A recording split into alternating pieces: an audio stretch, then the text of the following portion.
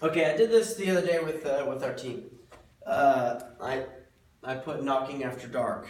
The pen is drying up, so and if I was Jordan Williams, I'd throw the pen across the room. He doesn't like a bad pen, and I'm seeing why. Anyways, but knocking after dark. What a lot of times, whether it's knocking after dark, whether it's just knocking, whether it's CAD closing, whatever it is. I think a good way to approach it and to do it in a very rational way for yourself is to approach everything with the pros and cons. It's really simple, right? It's like the Ben Franklin close. But to approach it with pros and cons. So we had a meeting last week, and now it's getting really dark outside early, where we went over the pros and cons of knocking in the dark. I think that what's good for you, and you can do this on your own, right? Write them down. And again, whatever it is in your life or just in sales, to see them side by side, and then all of a sudden you see advantages in there that you didn't think existed, right? And all of a sudden the disadvantages aren't as great as you thought they were. I wish I had kept the list that we made, but I think it's important to do the cons first. Get those out of the way, right? So if we went over kind of the pros and cons of knocking after dark, right? So the cons were basically, there's the homeowner, the homeowner doesn't know what's going on. Homeowner, sketched out, right? Something like that. They're sketched out by you. I'm gonna write quick. This is, then you go out. There's they don't expect you, right? That's actually a pro. But they don't expect you.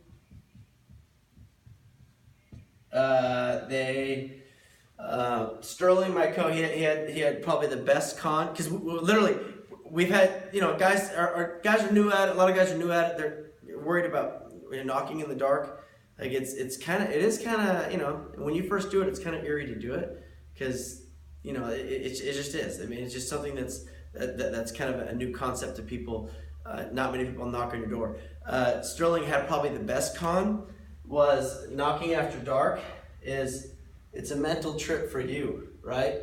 So you may think it sketches the homeowner out, but the biggest one is probably that it sketches you out, right? And it psychs you out, and that's probably the biggest one, because here's the thing.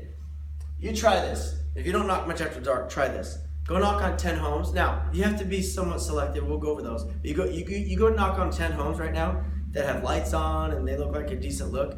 And you don't do it after 10 o'clock. You do it from 6 to 8, right? It's dark. 5:30 to 7:30, something like that. You go knock on 10 homes with lights on, you might get one.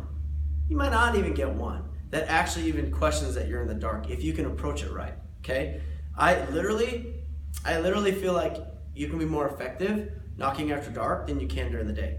And I don't just say that because it's dark now and now we have to take advantage of it, but that's something that you can legitimately make a positive. So let's look at that. Let's look at some of the pros. And these are the things, I'm trying to remember all of them that we went over. But these are some of the cons, right? Hopefully this red works good. And so here's some of the pros, right? And do this for yourself. While I do this, think of what pros and cons are to knocking after dark, right? One of the pros is if they're home, right? So lights, right? Lights tell a huge story. You could knock on, one of the things knocking during the day, especially early in the day, you don't know if they're home or not, right? You look for signs of life, right? You look for a car, a kind of a door open or someone walking around or whatever, but you still don't know. You could knock on 10 doors and no one answers. Happens all the time, right? You just wasted 10 doors. At nighttime, well, if it's pitch black, pretty good chance they're not home. When you have 2 or 3 on the street that are lit up, right? You could look at the cars in the driveway. There's 5 cars, 2 cars in the driveway, 1 in the road. I mean, yeah, you the good chance they're there. Lights are on, front porch light is on. Big deal. So you go to the door, now you have lights on, right? So you can be very selective in who you talk to, right? The second one, and this kind of goes off of this one, is one of the guys' comments was, who if someone knocked on your door, what would you think, right? Right now, someone knocks on your door and it's dark.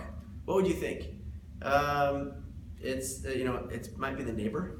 Oh, someone said it's probably like the neighbor, they need something, right? Or it's someone, a friend, or I don't know, someone's car broke down or something, who knows, right? But salesmen typically don't knock after dark. So they're not really expecting you. If they come to the door, it's light out, you're decked out, and your badges, and which you got to have some of that on, but you're decked out, and you show up in like this Solar City little mosquito car, it's like you announce your arrival. It's like they're already saying no before you even get there, right? They don't even know you. They don't even care who you are or what you're doing. They already know what you're doing. So you just announced your presence, and it's like done, right? You got solar all over you. It's like, I don't want to. I've just had 10 calls tonight on solar, right? You're just one of those other persons. You don't want to be that. There's that a little bit of intrigue, right? So you knock at night, you have to be confident in it, right? Be confident in who you are. So, appearance is huge, right? You can't go up there. I probably, you could have a hat backwards if you want, but you go up there and you're sharp, you're confident, you're not right in their face. You're kind of, standing back. If it's really dark, I'll usually have my iPad, and I'll get it on a page that's white, and I turn the brightness up so that they can kind of see my face if they look out, and anytime they look out, I always wave at them, right? So if there's a peephole goes dark, that means a face went in front of it, I'll wave. Or I'll look at you're scanning, right? You're scanning the windows. Someone peeks through a window and you kind of wave, put your hand in there and wave at them in the window. So, because he saw me, I gotta answer now, right? So there's lights. They don't expect you. The element of surprise is huge, because if they don't expect you, then they're like, oh, what's this guy doing here? Maybe he is a neighbor, right? I don't know, what's he up to, right? Hey, I'm Jeff. Hey, I've been working with your neighbors. You've seen the power trucks in the area, whatever. And you can kind of go into it. Hey, sorry it's late. That's one of the best lines is, sorry, you're my last door. Sometimes I'll do like the young hustler, hey, sorry, I've been meaning to get a hold of you all day. You're busy, man. What do you do for work? Oh, man, you're sorry. I was working with the Joneses, and I was trying to finish up for the night, but I wanted to stop by. I know it looked like you were home. And look, just like anything else, if they freak out and they don't like it, you can always back up. Sorry, can I come by another day? When do you get home from work? You go home usually at 6. I know, sorry, it's 7. Okay, how about you go home, what do you drive, the black truck? Okay, cool. If the black truck's here, you're here, and usually closer to 6 is probably better. Sweet. What was your name? Mike? Cool, high five, see ya. I'm Jeff, out. That's it. If they're in a hurry, they don't want to talk, it's bad timing, you're not in a hurry either, right? So you're just trying to create relationships, because now you got a warm lead. Ding. You can go back, right? You go back and look for the black truck and go back. So we went through all the pros, right? You can tell when they're home. There's the element of surprise, which I think is huge, right? You can it's evening, obviously, right? So people are home, right? People are home, and I don't have the full list here, but again, I don't really need to write all these things down. You can kind of do that for yourself, but I think it's important if you're finding an area that you're struggling in. So let's say it's an objection on the 20-year agreement. Do this. Do pros and cons for yourself, right? Because I think one of the important things, and Ty teaches this a lot, is that it's really important that every day you're perfecting your craft, right? So, does LeBron James practice free throws? I'm sure he shoots them all the time, right? Other guys, do whatever. Football players lift weights. Of course they do, right? So you have to practice your craft, and you have to have it on your mind. If you don't, then you're unprepared, and you're not refreshing what's going on up top, right? So I think that one practice I like to have is that after every single door, I want to gather some sort of value from that door. So if the value that I gain from that door is, this is what I did good and this is what I could improve on, or this is where I sucked, right? It's okay, you're not a bad dude. That's the only way you're going to get better, is if you can actually recognize where you're doing good, where you're doing bad, where you need to improve, and you can even take notes of that. Like, where are you getting stuck at every door? Are you getting stuck right away? Are you getting stuck at certain objections? I get worked on this objection. Find the guy that's good at that objection. See what he does. But really, if you're getting screwed at 2.9%, every time they bring that up, or I bring that up, I get screwed on it. Go through the pros and cons. Do this in the morning before you go out. Practice them so you know what every con might be, what every objection, even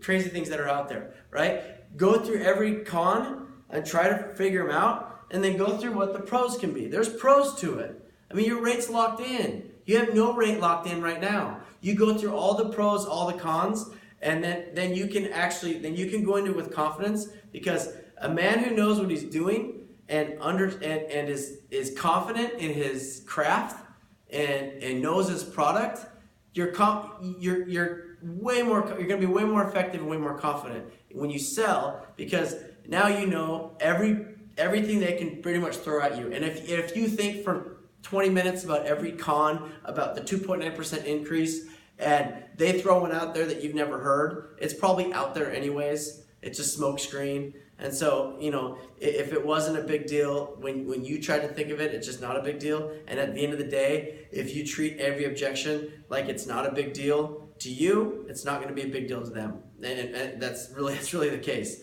And also, if you see that the sale going that way, it's very important to bring up the objection before, right? So probably the biggest objection we come across here is that people want to move, right?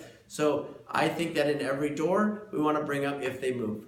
That's what makes our program great. That's what sets us apart. That's why we're different. That's why we do this, is so that you have the option, now you can move. So just circling back in, I literally think that knocking after dark, you can be more effective with your time than you really can, during daylight. Naturally, yeah, it's easier with daylight, but you can still be just as effective. When I went back and went through our numbers the last 2 years, our biggest month, the last 2 years that I've been here in account creation or LGs, the biggest month that we've had in sales has been January. And that's probably the 1 month where there's the least amount of daylight out of the entire year.